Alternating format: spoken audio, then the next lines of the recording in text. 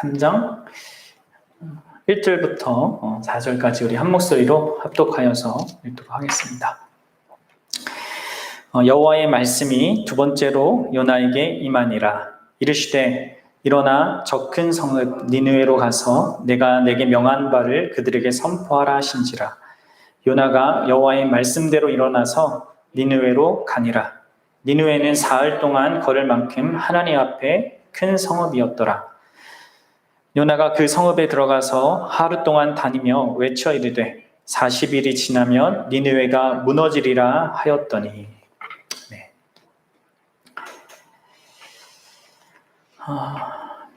여러분들, 우리를 향한 하나님의 은혜가 다함이 없다는 사실을 알고 있습니까? 성도는 다함이 없는 그런 하나님의 은혜 안에서 살아갑니다. 그리고 그 안에서 성장해 가죠. 우리가 사는 것도 그렇고 우리가 하나님의 자녀답게 자라가는 것, 곧 성화되어져 가는 것도 전적인 하나님의 은혜로 가능한 것입니다. 이는 마치 부모가 있고 그 부모가 한없는 사랑과 은혜를 베풀어서 그 부모의 자녀들이 삶을 누리며 또 자라나는 것이 있는 것과 같습니다. 하나님도 우리에게 그렇게 행하시는 것이죠. 하나님은 우리가 그리스도 안에서 그 죄의 결과인 영원한 사망에서 건져내는 그런 은혜를 베푸시는 것에서 만족해하지 않으십니다. 하나님은 계속해서 우리에게 은혜를 베풀어 주셔서 우리 안에 여전히 존재하는 그 죄의 그 속박 혹은 지배로부터 우리를 자유롭게 하는 그 일도 행하십니다. 더 나아가 죄를 억누르고 죄를 거절하여서 오히려 하나님을 적극적으로 따르는 그 참된 자유의 영광을 맛보도록 그런 자리에 나아가기까지 은혜 베푸시는 것을 계속 멈추지 않으십니다. 하나님을 향한 우리의 어떤 열정과 열심이 아니라 우리를 향한 그 하나님의 열심과 열정이 우리를 구원하는 것이고 또 우리를 구원받은 자녀답게 변화시켜 가는 것입니다. 우리는 요나 이야기를 통해서 이 사실을 보는 거죠. 오늘 우리가 함께 읽은 이 요나서 본문은 이러한 사실을 우리에게 명확하게 보여주고 있습니다. 1장에서 하나님의 뜻, 하나님의 명령을 듣고 도망쳤던 그 요나가 2장에서 물고기 뱃속에서 특별한 경험을 하죠. 자신의 죄의 그 결과, 죽음과 그 지옥을 실질적으로 경험하는 가운데 그 안에서 놀랍게도 하나님의 큰 은혜를 절절하게 경험합니다. 하나님은 죽음과 지옥의 그 자리까지 찾아오셔서 모든 멀어온 먼지들을 다 뒤집어 쓰듯이 완전히 추락한 그가 있는 그 자리까지 오셔서 그를 위로 올리시는 그런 은혜를 베푸셨습니다. 그 가운데 요나는 하나님을 나의 하나님이라고 부를 수밖에 없었고 감사의 제사와 서원을 약속하면서 구원은 여호와께 속했다라고 그렇게 고백할 수밖에 없었죠. 그때쯤 하나님은 이제쯤 됐다 싶을 그때 물고기에게 말해서 요나를 육지의 토해내게 하십니다. 그리고 오늘 본문이 이어지는 거죠. 오늘 본문에서 우리는 날마다 새로운 기회를 주시는 하나님의 은혜, 그리고 그 안에서 변화되고 성숙해져가는 성도의 인생에 대해서 함께 생각해 보고자 합니다. 또 우리의 주된 그 성숙의 방편이 하나님의 말씀에 대한 작은 순종들을 통해서 이루어진다는 것을 함께 생각해 보고자 합니다. 달리 말하자면 성화의 원천이 무엇인지, 또 성화의 모습은 무엇이며 마지막으로 성화의 방법은 무엇인지 오늘 이 본문을 통해서 함께 생각해 보고자 합니다. 우리가 성숙해져 가는 것, 하나님의 자녀다워져 가는 것, 좀 어려운 말로 성화되어져 가는 것은 바로 하나님의 은혜와 그 사랑 때문입니다. 하나님은 요나에게 다시 찾아오시죠. 그 이야기가 이 3장 1절부터 바로 등장하고 있습니다. 우리 3장 1절을 다시 한번 읽어봅시다. 시작. 여호와의 말씀이 두 번째로 요나에게 임하니라 이르시되. 하나님이 요나에게 두 번째로 말씀으로 임하십니다. 요나에게 두 번째 기회를 주시는 거죠. 우리 부모가 자녀들에게 그러한 것처럼 하나님은 언제나 자기 백성에게, 자기 자녀에게 많은 기회를 주십니다. 이렇게 두 번만 주시는 것이 아니라 두 번, 세 번, 네 번, 다섯 번, 여섯 번, 일곱 번만 주십니까? 그렇지 않으시죠. 참되게 회개하고 하나님의 긍휼과 자비를 의지하기만 하면 7번씩 70번까지 하나님은 기회를 주십니다. 한두 번 줘보고 마음에 맞지 않으면 그 관계를 끝내시는 것이 아니라 계속해서 우리에게 한없는 기회를 주십니다. 그런 구약의 많은 믿음의 선배들이 다 그런 하나님의 다시 기회를 주시는 그런 은혜로 말미암아 그들이 하나님 앞에 섰다는 것을 여러분 알고 있습니까? 믿음의 조상인 아브라함 어떻습니까? 약속의 땅으로 부름을 받았을 때 우리는 그 아브라함이 단번에 순종했다라고 이렇게 쉽게 생각을 하는데 성경을 전체적으로 잘 읽어보면 아브라함이 단번에 순종한 것은 아니라는 것을 우리는 확인할 수 있습니다. 아브라함은 하나님이 누구신지도 몰랐고 또 하나님 아래 순종해야 될 그 당위도 잘 몰랐습니다. 다만 신이 나타나서 말하니까 그것에 어쩔 수 없이 따를 수밖에 없었던 거죠. 그래서 움직였었던 것이고, 그리고 나아가되 하나님이 의도한 그 땅에 단번에 이른 것은 아니었습니다. 그래서 하란이라는 그곳에 머물잖아요. 거기에서 자신의 아비가 죽을 때까지 거기서 기다립니다. 안 가는 거죠. 하나님이 그런 아비의 죽음이라는 그 과정을 통해서 아브라함에게 다시 또 나타나거든요. 그리고 이제 드디어 마침내, 성경의 기록에는 마침내 그가 가나안 땅에 도착했다 이렇게 돼 있거든요. 이렇게 하나님의 그 백성들도 이 믿음의 조상인 아브라함조차도 하나님이 여러 번 기회를 주셔서 하나님의 뜻 가운데 나아갈 수 있도록 하셨던 것이었습니다. 모세도 마찬가지고요. 또 우리가 너무나 잘 아는 베드로도 마찬가지죠. 예수님을 3번이나 부인했는데 부활하신 그 예수님께서 다시 찾아가서 그를 회복시켜 주셨죠. 예수님과의 관계로 그 예수님의 사명을 감당하는 그 사도와 제자의 자리를 갖도록 다시 회복해 주었습니다. 이처럼 우리가 믿는 하나님은 이러한 하나님이십니다. 얼마나 놀랍고 또 얼마나 큰 은혜입니까? 우리를 이렇게 여러 번 항상 기회를 주시면서 다시금 하나님을 따를 수 있도록, 하나님 안에 살아갈 수 있도록 하는 것이죠. 여기서 또 한 가지 우리가 기억할 점은 하나님과의 그 정상적인 그 관계, 그것은 언제나 말씀을 통해서 맺어진다는 것입니다. 그렇죠. 요나는 앞서서 특이하고 신비한 그 경험을 물고기 뱃속에서 했습니다. 그러는 가운데 하나님의 다루심을 받았습니다. 그러나 그것은 정상적인 하나님과 관계가 아니었죠. 하나님께 훈육을 받는, 징계를 받는 그 과정이었습니다. 그렇죠. 계속 그런 식으로 갈 수는 없는 겁니다. 하나님의 자녀가 이제 그 훈육의 과정이 맞춰지고 하나님의 다루심이 있은 후에 하나님은 정상적으로 다시 요나에게 말씀으로 임하시는 거죠. 말씀이 여러분들 하나님과 관계를 맺는 주된 통로인 것입니다.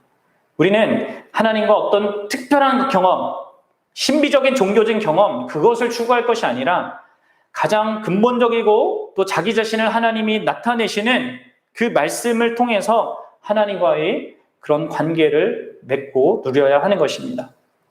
이러한 사실을 우리가 확인해 볼 수 있는 거예요. 또 우리가 여기에서 하나님의 큰 은혜를 발견하는 것은 무엇이냐면 하나님께서 이 요나에게 두 번째 이런 기회를 주면서 요나를 전혀 꾸짖거나 또 경고하지 않으신다는 것이었습니다. 이것은 무엇을 의미합니까? 바로 은혜로우신 하나님은 우리가 한 잘못을 완전히 잊으신다는 거죠. 그분은 우리에게 불리한 것을 가지고 우리를 겁박하지 않으십니다. 너 지난번에 이랬지. 이번에 또 그러면 확 끝이다.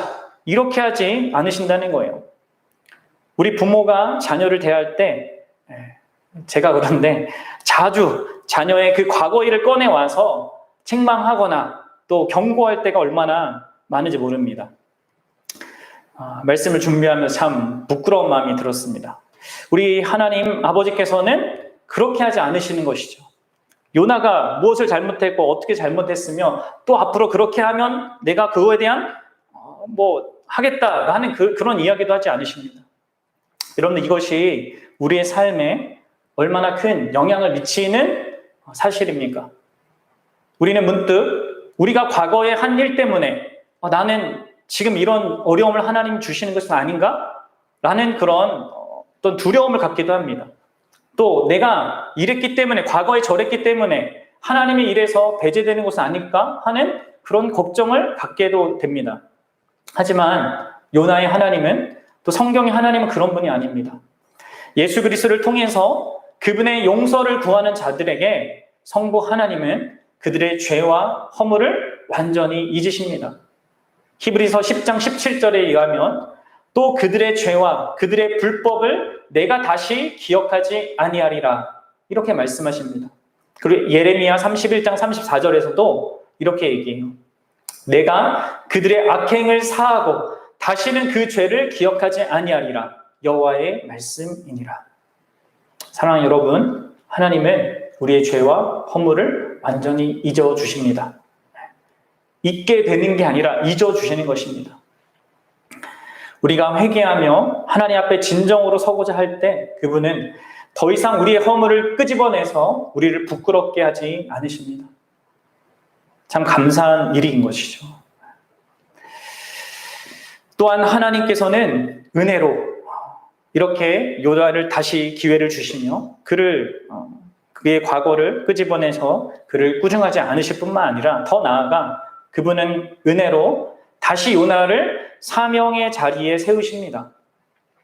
그래서 1장에서 그가 처음에 요나에게 하셨던 그 명령을 다시 그대로 주시는 거예요. 그럼 1장 2절을 한번 보세요.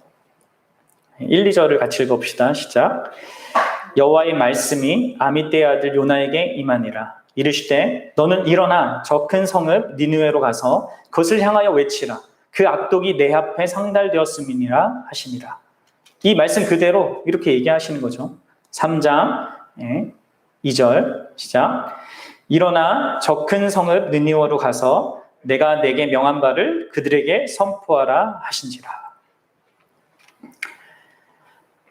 다시금 그를 선지자로 또 그 역할을 감당하는 그 사명의 자리로 이끄십니다. 요나를 용서하고 하나님과 친밀한 관계를 다시 누릴 수 있게 하신 것, 그것도 감사하고 놀라운 은혜입니다. 그런데 하나님은 더 나아가 다시금 요나의 그 역할, 요나가 실패했던 그 역할을 다시 감당하게 하시는 거죠. 더 큰 은혜 아니겠습니까? 그럼 한 전투에서 실패한 장군을 또 다른 전투에, 그것도 중대한 전투에 투입하는 경우는 이 세상, 인간 세상에는 없는 일입니다. 그러나 하나님은 그렇게 하시는 거예요. 그렇게 함으로 하나님께서는 요나를 진정으로 그리고 완전히 용서하셨다는 것을 보이시는 것입니다. 이제 요나는 용서받은 죄인으로 심판의 메시지를 들고 나아가게 됩니다. 이제야 하나님의 메시지를 전하기에 합당한 그 마음가짐을 갖게 된 거예요. 일찍이 요나는 니느웨 사람처럼 악한 죄인들이 하나님의 은혜를 받을 자격이 없다고 그렇게 생각했습니다. 그래서 니느웨로 가기를 거절했던 것입니다. 그러다가 바다 한가운데서 하나님의 엄중한 그 훈육을 받은 것입니다. 그리고 그 가운데 자신 역시 은혜 받을 자격이 전혀 없는 자라는 결론을 발견하게 되죠. 갖게 되죠. 자신 역시 오직 하나님의 은혜로 존재하는 인생이라는 것을 그 가운데 배운 것입니다. 이제 요나는 용서받은 죄인이라는 분명한 그 인식 속에서 메시지를 전할 수 있게 된 것입니다. 이것이 하나님의 은혜로 만들어진 요나의 새로운 모습이죠. 그리고 이러한 요나의 변화는요, 어떻게 드러납니까? 어떻게 그가 성화된 그 모습을 드러냅니까? 그것은 그가 하나님으로 말미암아 이전에 할 수 없는 것을 이제 하게 된다는 것입니다. 우리는 요나의 변화가 비록 4장에서 또 못난 모습을 보이지만 요나의 변화가 실제적이고 진정한 변화인 것을 확인할 수 있습니다. 먼저는 우리 요나가 변화됐다는 사실을 우리에게 말해주는 것은 하나님의 명령이 1장의 내용과 같지만 작은 부분에서 변했다는 것 속에서 우리가 확인할 수 있거든요. 다시 한번 여러분 1장 2절을 보세요. 1장 2절을 보시면 너는 일어나 저 큰 성읍 니느웨로 가서 그것을 향하여 외치라. 하나님 이렇게 말씀하셨습니다. 그것을 더 직역하면 대항해서 외쳐라 이렇게 얘기한 것이거든요. 그런데 이제 3장 2절에 보면 그 전치사가 달라져요. 하나님이 다른 그 단어들, 그 문장은 다 똑같은데 한 개 전치사가 달라지는데 그게 뭐냐면 3장 2절에 보면 일어나 저 큰 성읍 니느웨로 가서 내가 내게 명한 바를 그들에게 선포해라. 이렇게 달라지는 거예요. 1장에서는 저들을 대항해서 선포해라 하셨다라면 3장에서는 그들에게 선포해라 이렇게 말하고 있다는 거예요. 이것은 요나의 기본적인 태도가 달라졌다는 것을 전제해서 하나님이 지금 말씀하고 있는 것을 보여주는 것입니다. 하나님께서 요나에게 다른 태도로 그렇게 그들에게 니느웨에게 나아갈 것을 요구하고 있는 거예요. 또한 우리는 요나의 행동을 통해서도 요나의 변화를 확인할 수 있습니다. 어떤 의미에서 요나가 이 니느웨 성으로 들어가는 것은요, 다시 바다 괴물 속으로 들어가는 것과 다름이 없습니다. 또한 그것은 자신이 원래 있었던 그 약속의 땅에서 쫓겨나는 것과 또 다름없는 그런 일이기도 했습니다. 왜 그렇습니까? 그럼 요나가 가야 되는 그곳은 거리적으로는 거의 900km 되는, 거의 한 달간 가야 되는, 배를 타고 물 건너 산 넘어서 가야 하는 그런 곳이었습니다. 게다가 그곳은 그 당시 세계에서 가장 폭력적인 제국으로 악명 높았던 그 아수르입니다. 그래서 1장 2절에서 하나님이 그 악독이 내게 상달되었다 이 말씀을 하지 않았습니까? 그렇게 위험한 여행이 될 것이 뻔했지만, 그리고 또 그들이 자신의 나라를 괴롭혔던 그런 나라였기 때문에 그들에 대한 미움이 가득했던 그 요나였지만 어떻게 됩니까? 이번에는 순종을 하죠. 이런 요나의 반응은 하나님에 대한 깊은 신뢰가 없으면 불가능한 그런 모습이 분명합니다. 바로 이전에는 그가 할 수 없는 그 일을 하나님 때문에 행하게 됩니다. 분명 요나가 달라진 거죠. 내가 어떻게 성화되어져 가는지, 자라가는지, 그래서 어떻게 확인합니까? 이런 방식으로 확인하는 겁니다. 내가 이전에 할 수 없는 그것을 하나님 때문에 할 수 있게 되는 것. 분명 요나는 변했고 달라졌습니다. 하지만 여러분, 우리의 변화가 그렇듯이 요나의 변화도 단회적이거나 급작스럽게 완성된 것은 아니었습니다. 요나가 이전과 비교해서 확실히 달라지긴 했지만, 그러나 여전히 요나 안에는 다루어져야 할 내용도 여전히 많았습니다. 성화는 언제나 계속 진행되는 진행형이라는 것을 우리에게 알려주는 거죠. 요나는 하나님의 은혜가 무엇인지를 어떤 의미에서 뼛속 깊이 절절하게 경험했습니다. 그리고 이제 그는 하나님의 은혜에 대한 산 증인으로서 다시 선지자의 역할을 하도록 부름을 받았습니다. 그는 하나님께 마땅히 순종해야 된다는 것을 알았고 실제로 순종했습니다. 그것이 이제 3장 3절이 우리에게 보여주는 거예요. 우리 3장 3절을 읽겠습니다. 시작. 요나가 여호와의 말씀대로 일어나서 니느웨로 가니라. 니느웨는 사흘 동안 걸을 만큼 하나님 앞에 큰 성읍이었더라. 요나가 여호와의 말씀대로 이렇게 얘기하죠. 말씀대로 일어나서 니느웨로 갔습니다. 1장에 나온 모습과 다른 모습이죠. 그런데 말씀드렸다시피 요나의 그 순종은 완전한 순종은 아니었어요. 부족한 모습이 여전히 그 안에 있었다는 거예요. 그것이 4절에서 드러나는 거죠. 우리 4절을 한번 봅시다. 4절 시작. 요나가 그 성읍에 들어가서 하루 동안 다니며 외쳐 이르되 40일이 지나면 니느웨가 무너지리라 하였더니. 아멘. 여기서 우리는 요나의 모습을 통해서 요나가 하나님께 순종하긴 하지만 그가 완전하게 하나님께 설득당해서 온전하게 순종하지는 못했다는 것을 보여줍니다. 어떻게 그걸 알 수 있겠습니까? 우리는 물론 이 요나의 전체 이야기를 알고 있기 때문에 4장에서 요나가 어떻게 하나님께 불평하는지를 이미 알고 있습니다. 그래서 그런 관점에서도 우리가 알 수 있겠지만 오늘 본문도 충분하게 우리에게 그런 사실을 말해주고 있어요. 요나의 태도를 통해서, 요나의 그 행동을 통해서 우리가 요나의 상태를 짐작하는 거죠. 언제나 여러분 우리의 삶은 우리의 마음의 중심을 드러내게 되어 있는 것입니다. 이 4절뿐만 아니라 2절도 그런데 먼저 여러분 2절 보세요. 2절에서 하나님이 너가 일어나 가서 명한 바를 그들에게 선포하라 하신지라 이렇게 나와 있는데 여기에서 요나가 아무런 대꾸가 없습니다. 다시 말해 요나가 침묵했다는 거예요. 뭐 그거에 대해서 내가 어떻게 그렇습니다. 그렇게 하겠습니다. 좀 생각해 보겠습니다. 이런 어떤 반응을 한 것이 아니라 그가 아무 말도 하지 않고 그냥 다만 일어나서 3절에 이어서 그냥 순종의 그 길을 간다는 거예요. 이것을 물론 어떤 사람들은 철저한 순종이라고 해석할 수도 있지만 문맥을 보면 전체 맥락을 보면 그렇지 않습니다. 순종하지만 진정으로 설득당하지 않았기 때문에 어떤 의미에서는 마지못해서 순종하는 것처럼 보이는 것입니다. 그리고 이것은 두 가지 다른 사실로 더 확증되는데 하나는 요나가 3일 동안 걸어서 행할 그 일을 단 하루만 했다는 거죠.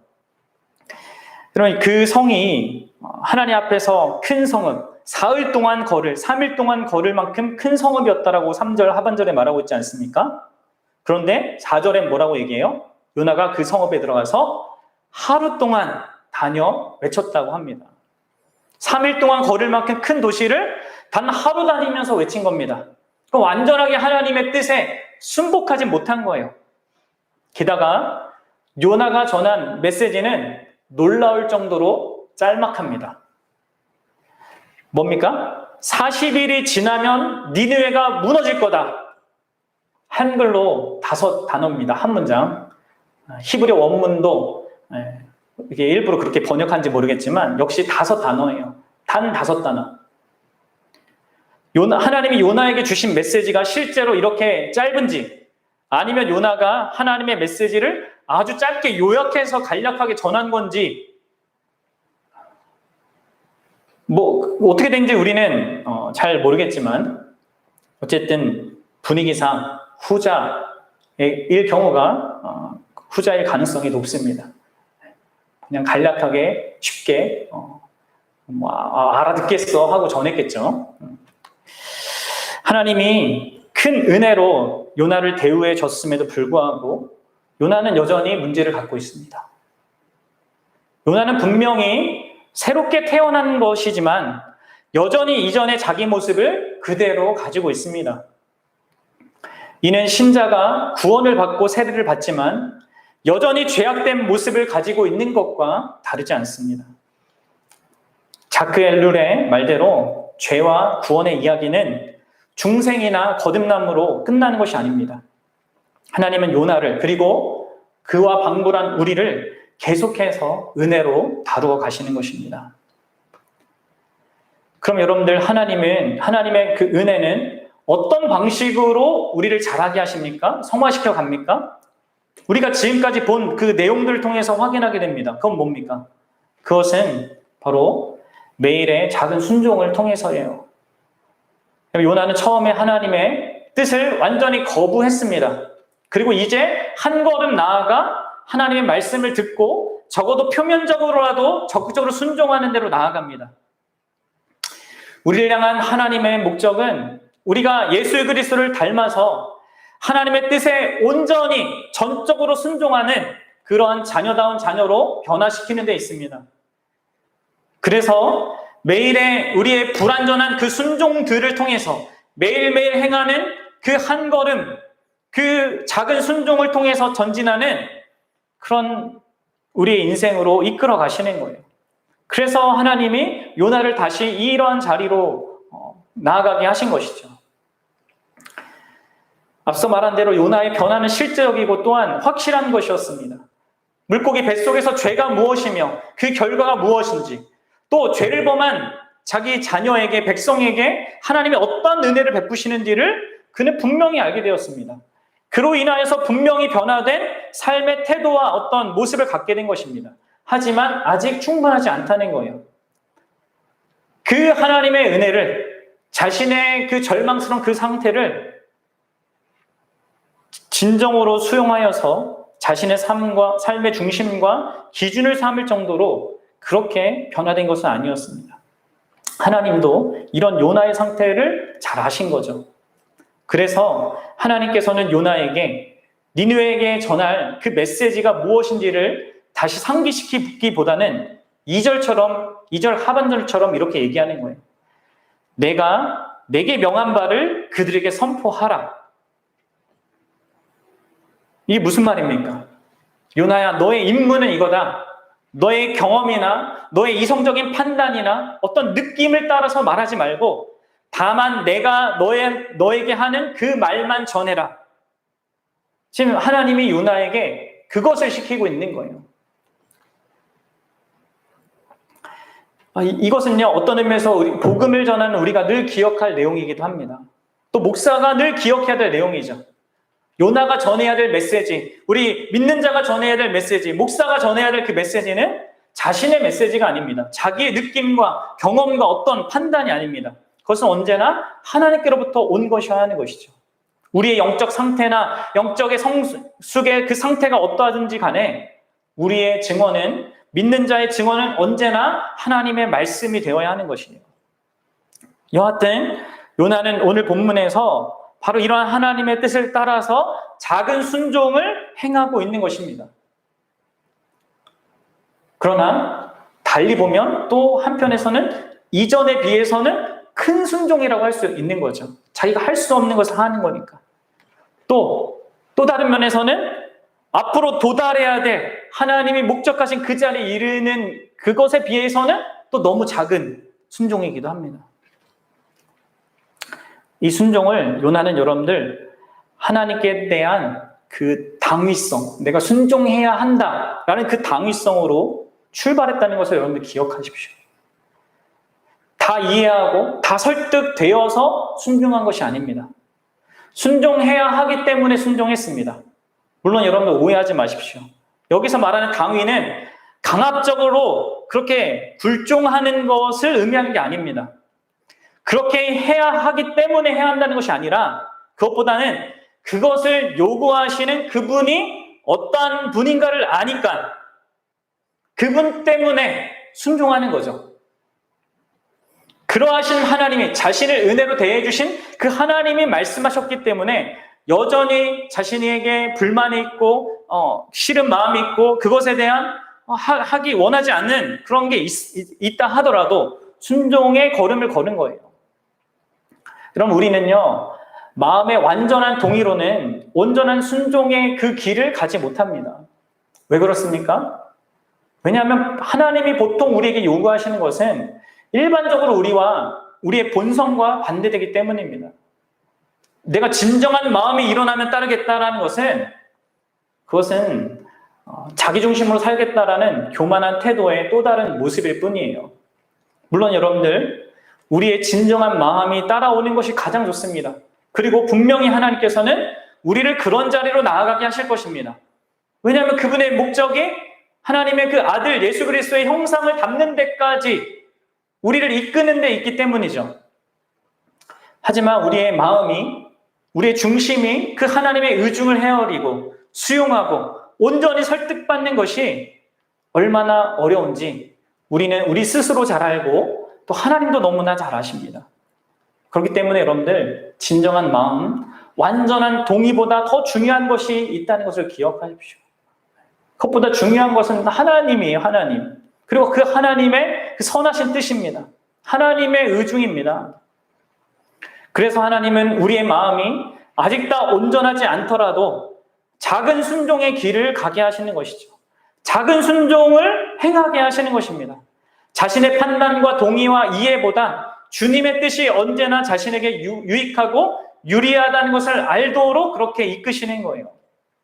그리고 그 가운데 하나님은 놀랍게도 우리를 성급하게 몰아가지 아니하시고 요나처럼 인내로써 우리를 다루어 가시는 거예요. 사랑하는 여러분, 우리를 향한 하나님의 그 은혜는 다함이 없습니다. 말씀드렸다시피 다만 우리를 죄에서 건져내고 알아서 잘해봐라 하시는 것이 아니라 우리를 자녀 삼으시고 또 자녀다운 자녀로 이끌어 가십니다. 그리고 그 일을 위해서 계속적으로 은혜를 베푸십니다. 감사하게도 하나님은 이 일에 대해서 전혀 지치지 않으십니다. 끝까지 인내하시고 끝까지 기다리시고 또 때로 훈육하시고 또 모든 수단과 방법을 동원해서 결국 우리로 하여금 그 순종의 길로 나가게 합니다. 한 걸음씩 한 걸음씩 참되고 온전한 순종으로 나가게 하시는 것입니다. 하나님의 그 은혜와 열심의 궁극적인 목적, 그리고 어떤 의미에서 이 인류 역사를 또 내 인생에 일어난 모든 일을 이끌어 가시는 그 목적은요, 놀랍게도 우리 자신이에요. 사실 여러분, 하나님이 굳이 요나를 사용하실 필요가 없습니다. 또 요나 없이도 하나님은 자신의 뜻을 이룰 수도 있습니다. 근데 나중에 보겠지만 요나가 니느웨에서 한 일, 그 5마디 외친 일을 통하여서 놀랍게도 그 니느웨 제국 그 수도가 완전히 뒤집어져요. 그가 한 일은 단 하루 동안 단 한 문장 외친 건데 그 일을 통해서 하나님은 엄청난 부흥의 역사를 니느웨에 가져다 주었단 말이에요. 이는 분명히 요나의 역할 없이도 하나님께서 친히 자신의 뜻을 이룰 수 있다는 것을 보여주는 거예요. 그럼에도 불구하고 하나님은 굳이 요나를 자신이 이루시는 그 일에 동참시키고 계십니다. 그리고 그의 작고 부족한 그 순종을 통해서 하나님은 크고 위대한 자신의 일을 행하십니다. 하나님은 그처럼 자기가 택한 백성을, 자녀를 자신의 동역자로 삼으시는 존귀한 수준까지 높이시는 거예요. 그리고 이 일은 얼마나 하나님께서 이 일에 대한 큰 뜻과 그 열정을 갖고 계신지를 무엇보다 우리 주 예수 그리스도를 통해서 드러내신 거 아니겠습니까? 우리를 온전한 하나님의 자녀가 되게 하기 위해서 그 하나뿐인 아들 예수 그리스도를 이 땅에 보내신 것이죠. 그리고 요나와는 전혀 달리 하나님 앞에 완전히 순종하시는 완전한 제사장으로, 그 선지자로 하나님의 뜻에 온전히 전적으로 순종하는 그러한 예수님을 통하여서 우리를 죄와 사망에서 구원해 내실 뿐만 아니라 예수님을 닮은 그런 하나님의 자녀다운 자녀로 만들어 가시는 그 일을 더 풍성하게, 더 능력 있게 행해 가시는 것입니다. 사랑하는 여러분, 저와 여러분들이 하나님 앞에 이러한 대상이 되었다는 것, 이러한 택함받은 자가 되었다는 것, 그것이 얼마나 크고 놀라운 일인지를 정말 기억하시고 감사했으면 좋겠습니다. 그리고 마지막으로 이 일은 한편으로는 우리의 반응에 따라서 그 진행 정도가, 또 성숙의 정도가 달라질 수 있다는 것을 알아야 합니다. 일방적이지 않습니다. 하나님께서 우리에게 대하시고 또 우리에게 이끄시는 그 과정은 사람마다 다 다른 거예요. 거기에 우리가 불충하고 거기에 반응하지 않으면 우리의 성숙과 자라남도 늦어질 수 있는 거고요. 거기에 우리가 그래도 우리의 그 마음들, 그것보다 하나님의 어떠하심을 생각하며 순종하며 한 걸음씩 나아갈 때 더 우리가 하나님께 온전해지는 그 길로 나가게 되는 것이죠. 사랑하는 여러분, 어떤 의미에서 우리는 우리의 매일은 새로운 기회를 하나님께서 주시는 것과 다름없습니다. 다시금 하나님과의 관계를 온전히 시작하고 다시금 나에게 주어진 그 내가 살아갈 그 사명의 자리로 나아가게 하시는 것이 매일의 우리의 일상인 거예요. 그래서 여러분들 매일 하나님의 말씀을 듣고 기도로 반응하며 그분과의 관계를 확인하고 자기에게 주어진 그 삶의 의미와 목적을 확인하여서 오늘 내가 순종해야 될 그 작은 순종, 그것을 확인하고 하루를 시작하는 것이 우리에게 큰 유익이 되는 것입니다. 사랑하는 여러분, 저와 여러분들이 이러한 하나님의 인도하심을 따라서 은혜로우신 그러한 인도하심을 따라서 이렇게 매일매일 작은 그 영역에서 이전에 하지 못했던 그 순종을 행할 수 있는 저와 여러분들 될 수 있기를, 그리고 그렇게 성숙해져 갈 수 있기를 주님의 이름으로 소망합니다. 기도하겠습니다.